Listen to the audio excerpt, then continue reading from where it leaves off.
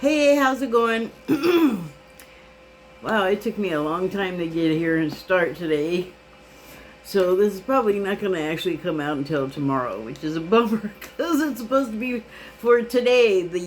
Oh shoot. Is it still even today? I think it's still the 19th. Anyway, hi. So I pulled two cards today. Well, that's wrong. I I actually ended up pulling three. Why is this not working today? I must have positioned myself all crazy. Anyway, um, yeah. So I pulled. I ended up pulling three cards because I don't know. I went to grab one from the Shaman's Dream Oracle, which I've just kind of been sticking to that in the Wild Unknown animal spirit cards because I'm just like figuring out how to do this. I don't want it to get too complicated. But I went to pull the shaman card and I picked up my Light Seers deck, which is like a regular tarot deck. And I thought, okay, well, I was looking right at my hand when I was reaching, and for some reason it did not grab the card I was intending to grab, so I'm like, okay, I guess I was supposed to grab that. So that was interesting. um, oh man. All of a sudden my nose wants to run. Anyway, let me get started here. So the first card I pulled was the Shaman's Dream Oracle deck, and it was the number 54, the crossing. And I have pulled this before. I'm sure you don't care about that. I'm kind of talking to myself. But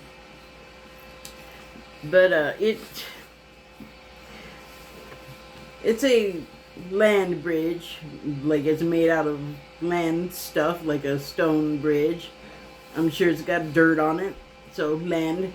And it is, duh, to cross.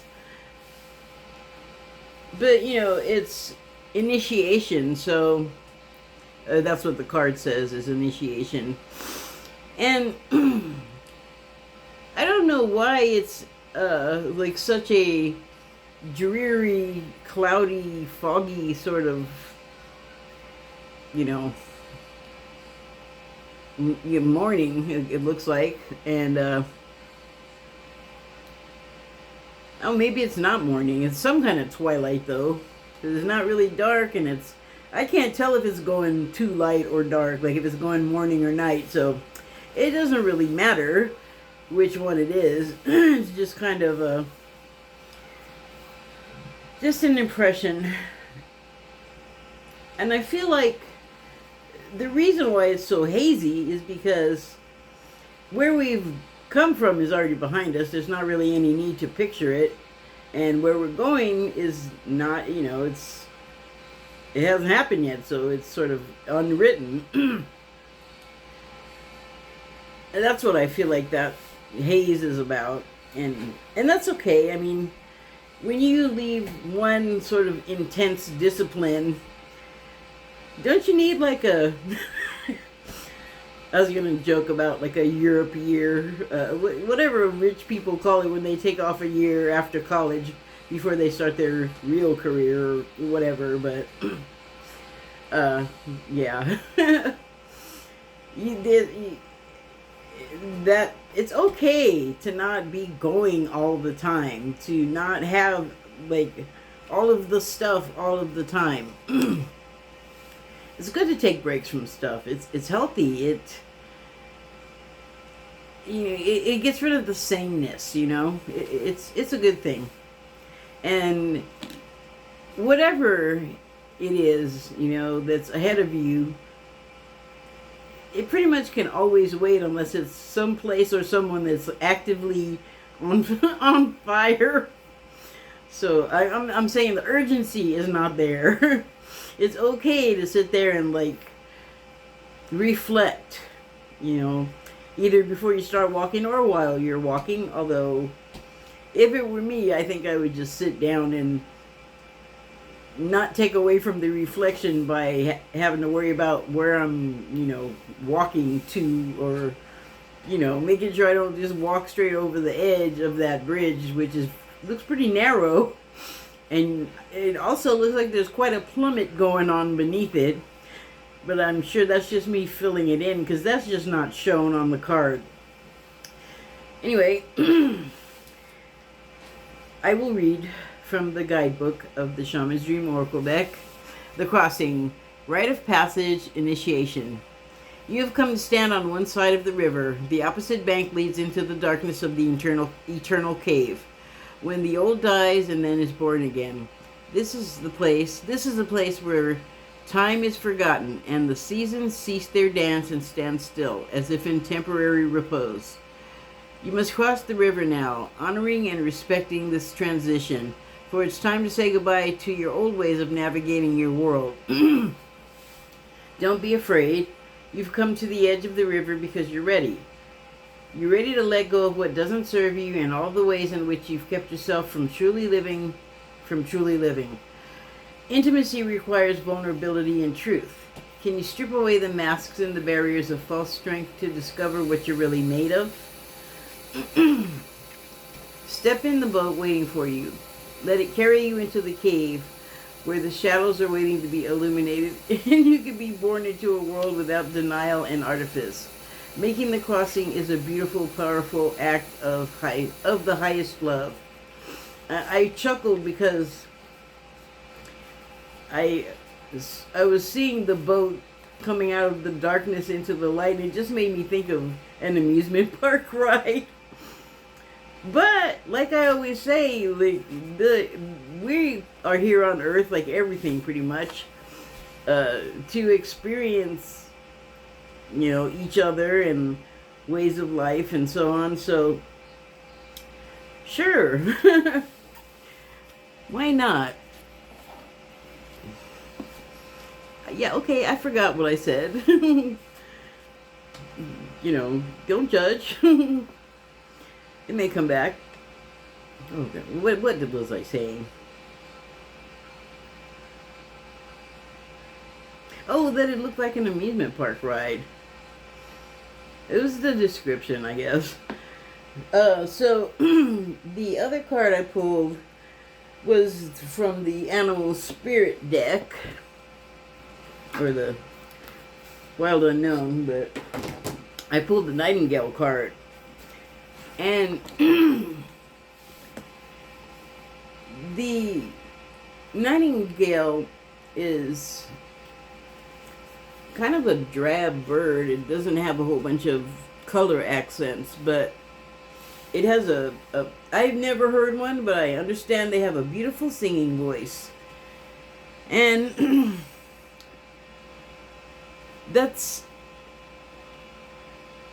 so kind of, I don't know, apt, because I'm thinking the initiate, having crossed the bridge, like they're still in the fog, and well, they've put whatever was in the past behind them. Well, it just is, because that's the way it happens. But they have all of this new, or not new, but they have all of this accumulation of knowledge and experience from wherever they came from. And since you don't know what's ahead of you, you don't know how you're going to apply that.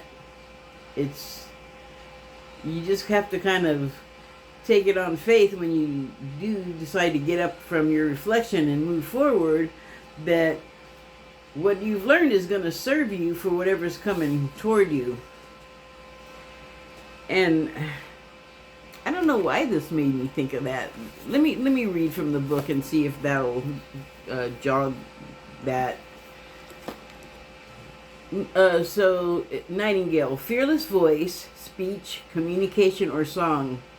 And this morning, when I pulled the card and I opened up the page to put the card in there, I saw that fearless voice, and for some reason, it struck me, and I wrote us all by it. And I think that means that we on this world, like, there's like some serious stuff going on that we need to address. Uh, like, there's such a wide range. I don't think I need to describe to people sort of what is happening in the world with all of us people living on the world. But there are things happening that people are not a fan of, that are not, well, here where I live in America, we got a lot of, I'm sorry, but weirdo politicians that want to take away like 100 years worth of laws and going forward and just throw them in the dustbin. But the problem with a lot of those is that they made it so people who previously didn't have rights did, and they want to take that all away. So it's just like people grew up with things being a certain way, and then there's this whole other group of people that are like, we want to get rid of all of that. And then also what they want to do, they're talking about some really draconian ideas, and every time I hear something coming out of these people about taking away something like a right that was already like instated by law, they have not come up with a good reason for me to do that. Like, I don't, oh, that looks horrible. Well, anyway, yeah, I mean, I don't see the justification for it, except that people are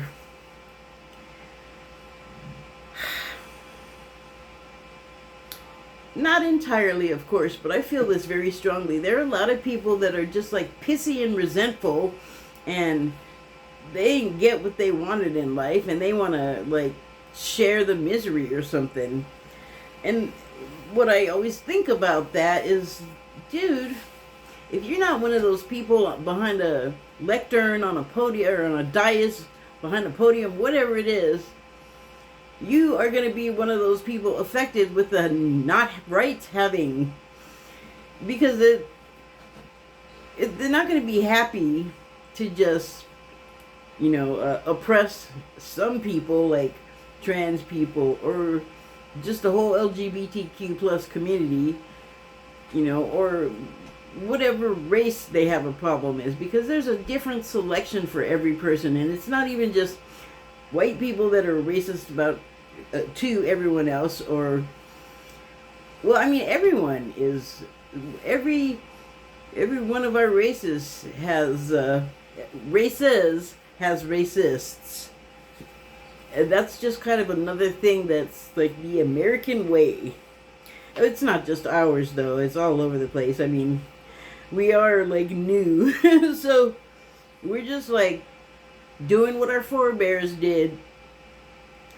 And it's just so silly that we're sort of pushing things back and forth like it's some kind of pendulum. And it's like, why can't we get it together to find a happy medium? Like, why does it...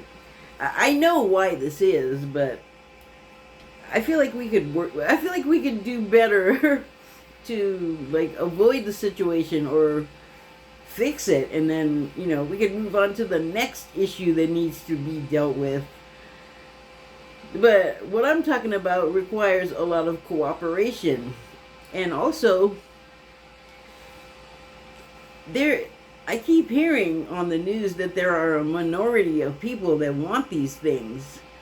But what I hear on the other side, as they like to say on the news or just in politics, is sitting around and being scared of it and whining about it is not going to change a dang thing.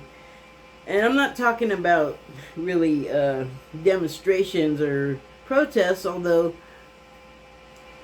that's what we do. Like, that's one of our remedies to sort of start enacting changes that, we don't like, find oppressive or something like that. And that requires having a voice and speaking up loud. So I was going to say it's like the Earth, but, it's a planet. It kind of looks like a blue moon.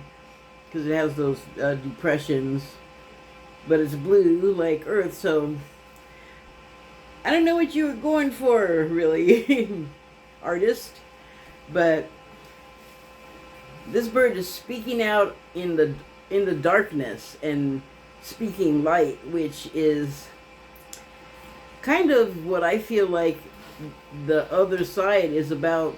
That's not trying to oppress everybody. They're trying to bring light into the situation and not, you know, cancel one group and just completely get rid of another, like deport them, imprison them, kill them, or just in some way treat them like criminals and prisoners, basically. And it's so funny that there's like such a strong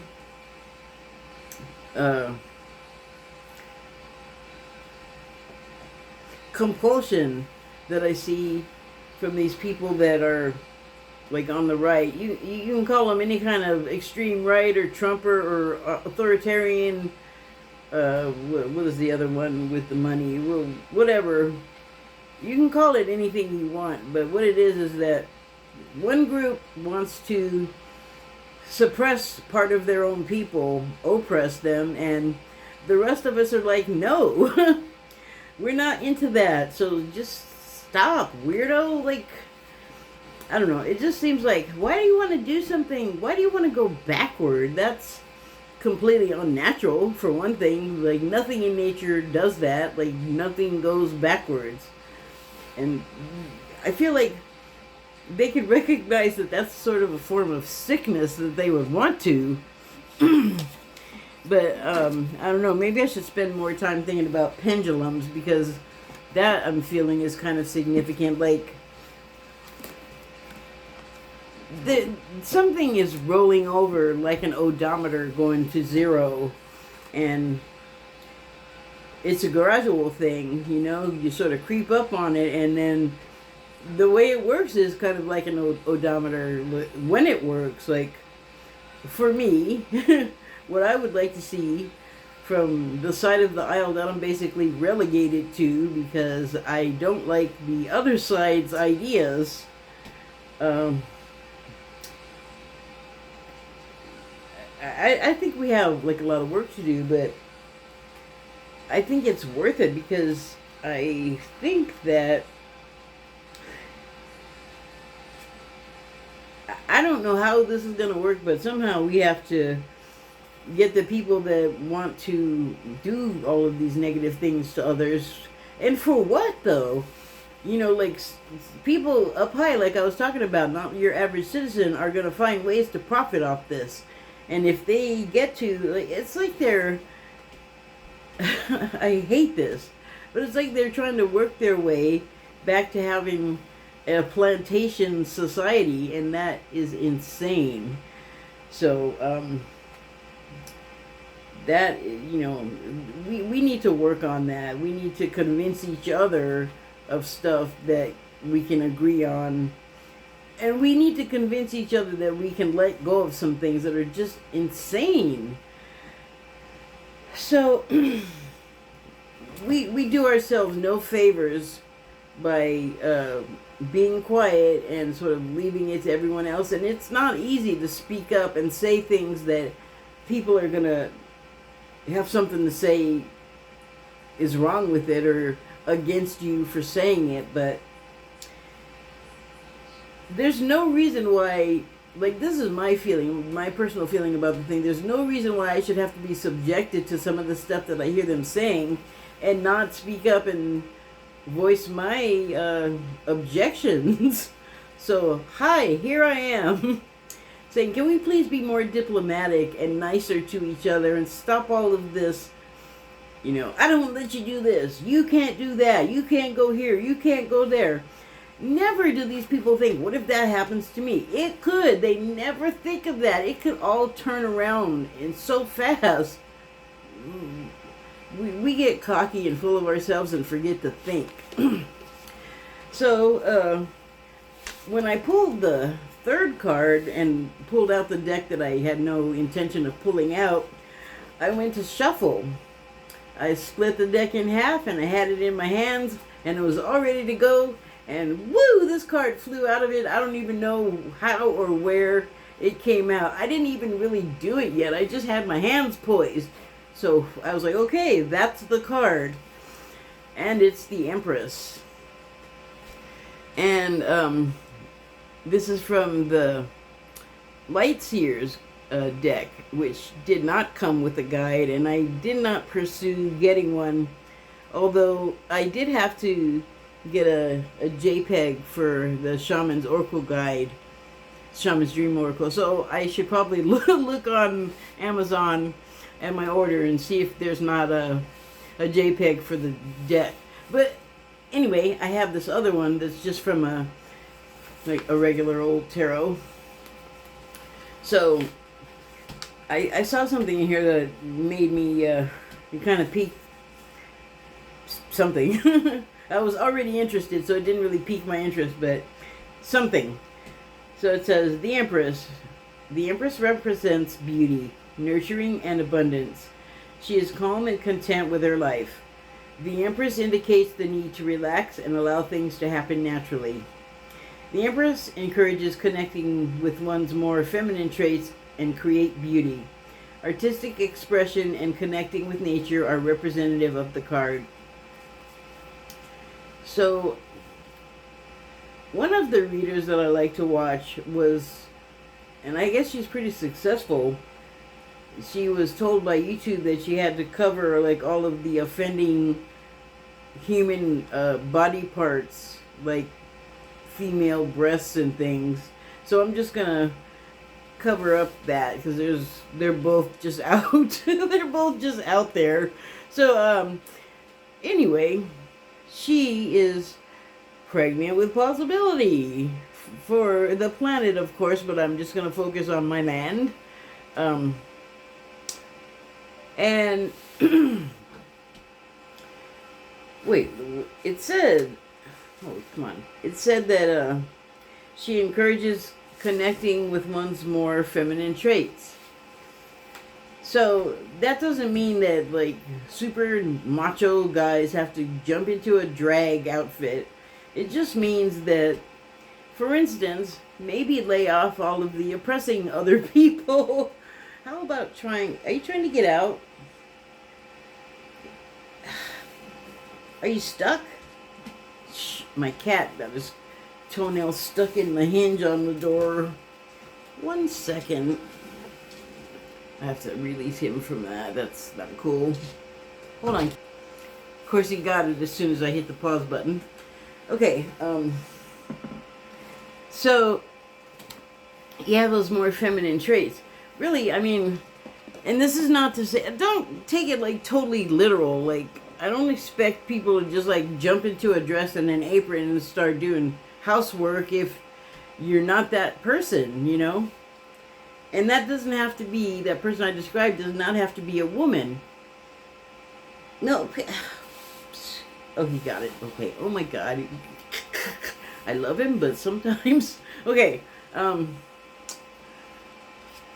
So, yeah, the keeping a home. Okay, yes. Let's go with that.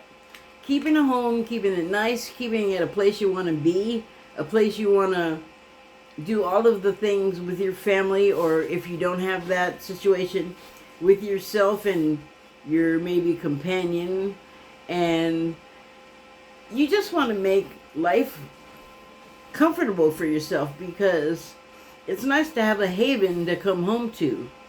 It would be nice to make a haven of the whole world.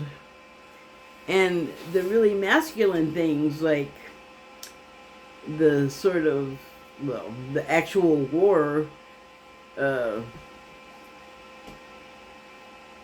sort of, I don't know, dudes really like being soldiers and fighting, and even if they're not and have never been one of those things, a soldier or a fighter in a war, they're just still really into it. Like, they'll play the hell out of,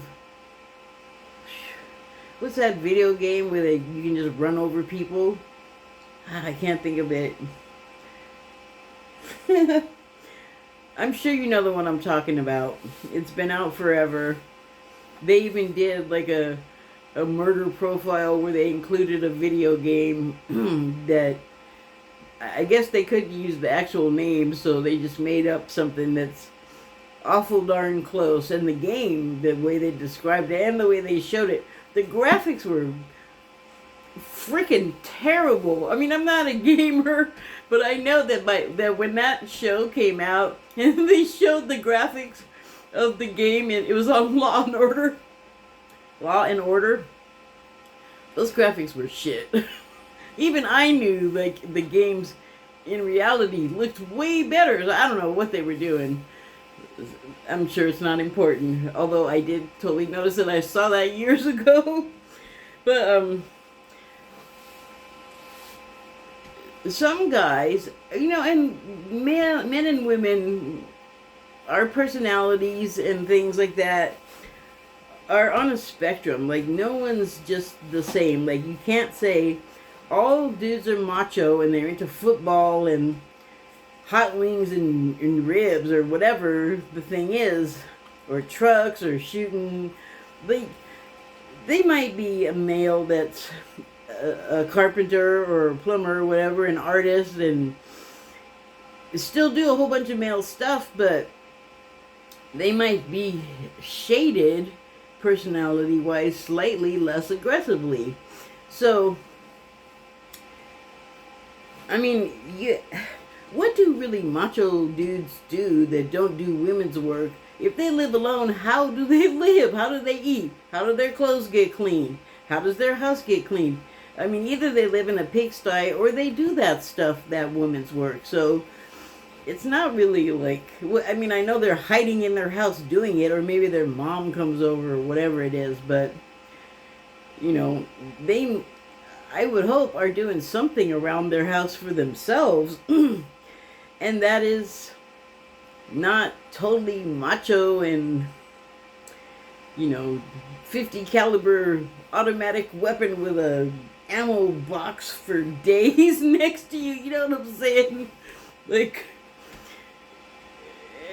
when the guys that do that and it's their job, it's a different story. It's like some dude sitting in his house in, like, wherever, bumfoo America, that isn't that. It's like, why are you putting this on, guy? Like, that is not you or your life, but you feel that way.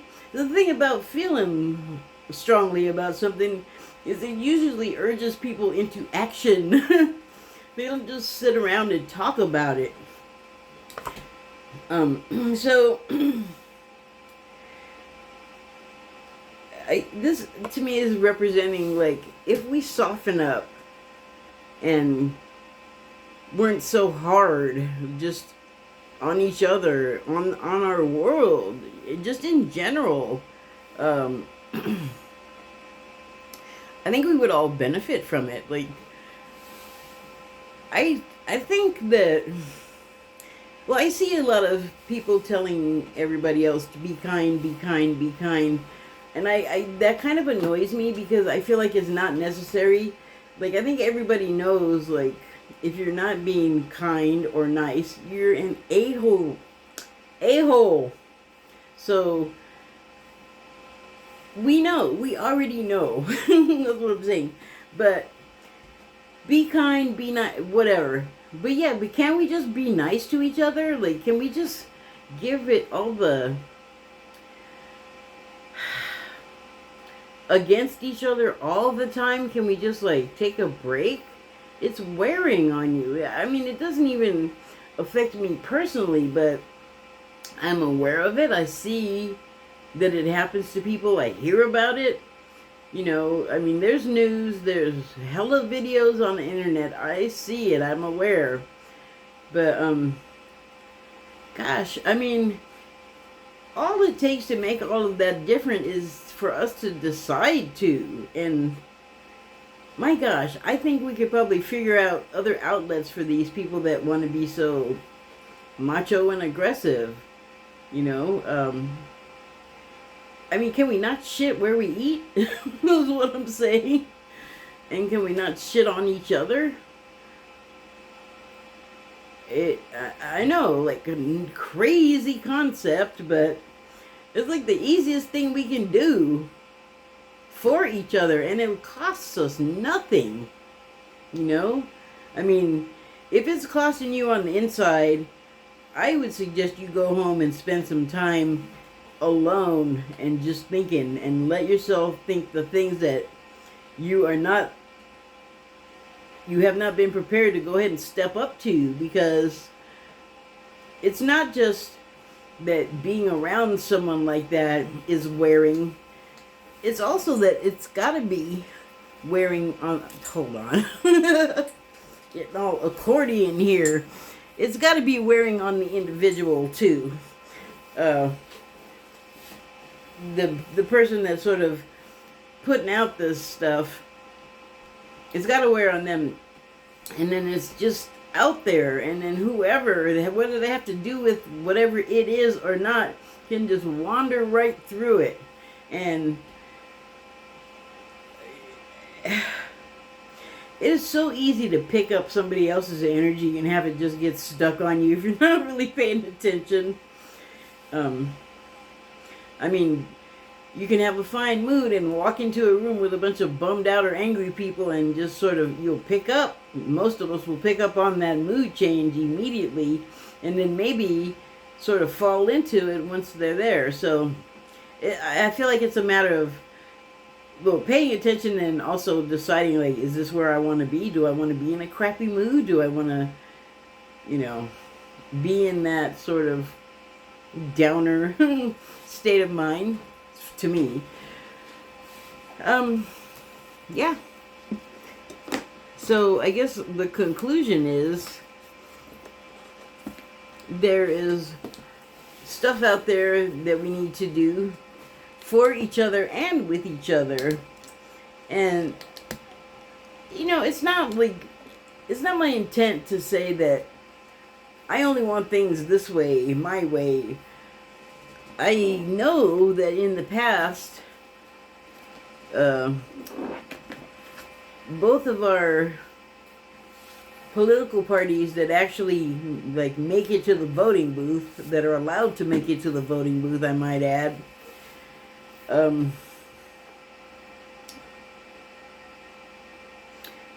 they could use some work. I don't think that's what I started out to say, and boy, I'm like, okay, I was going to say I'm ready to be done, so let me just finish. We have some work to do because people are not happy on either side. People are happy all over. But I'm just saying, when it comes to politics and stuff, and also these politics of the right that are so focused on what's wrong with other people that are not like them, that is something I think we really need to repair, because I think it's detrimental to the country. And here's a crazy concept. It was introduced to us and we were receptive earth to be seeded with ugliness. Before Donald Trump was named the Republican nominee, I had started to be followed by a bunch of conservatives, I don't know if you'll know who Ryan Fournier is. I think his name was Ryan, but Fournier. And he's a young guy, and he was doing some kind of,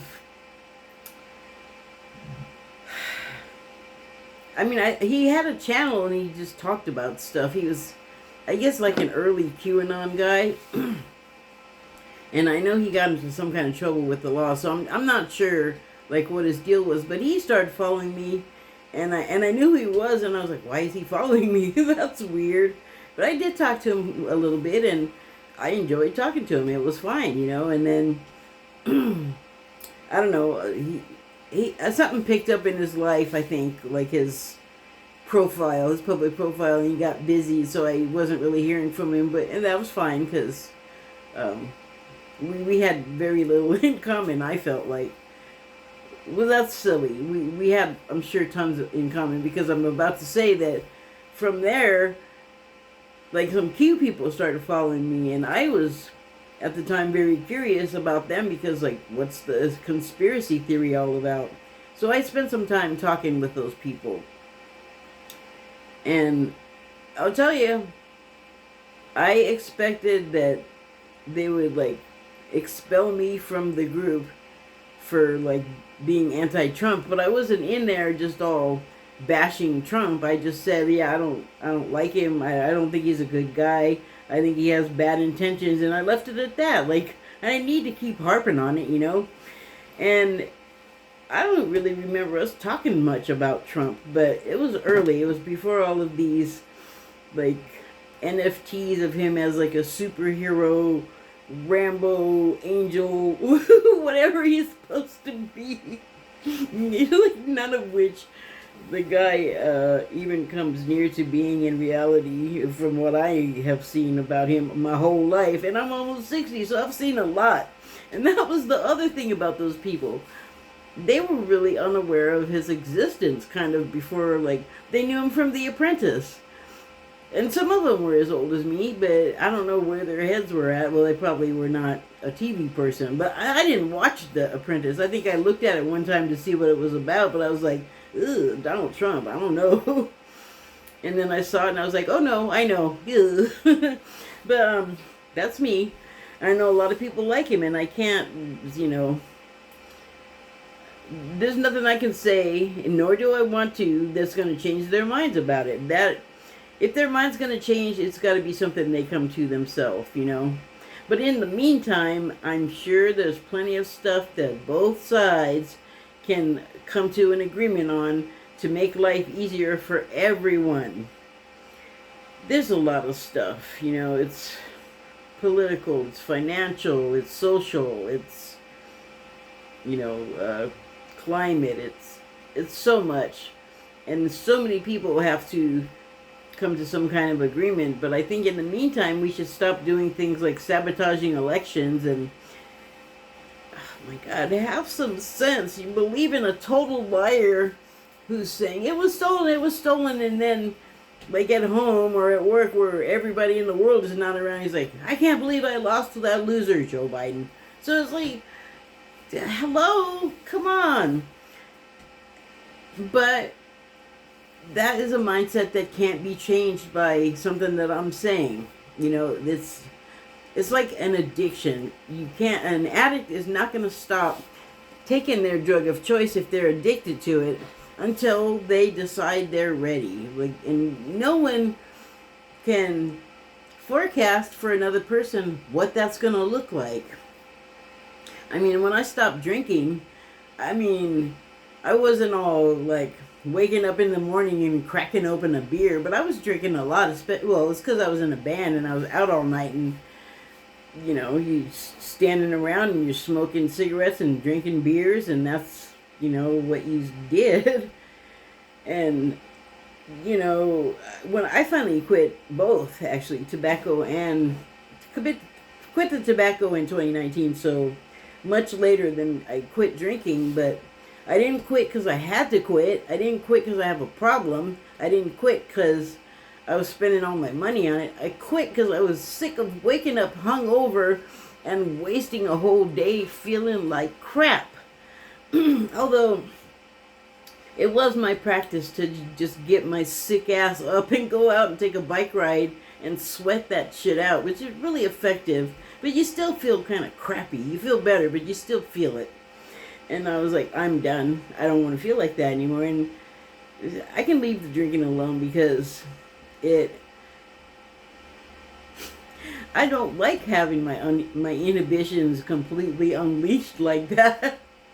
Sorry, but I like to have a measure of control, because the trouble I get into is not like with sex or anything. It's like shooting off my mouth or something like that. And I needed to get a handle on that, so I stopped drinking. It was like a number of reasons that led to the decision, but I could have just kept on going and going and going, For other people that are addicted, it's a lot more of a process.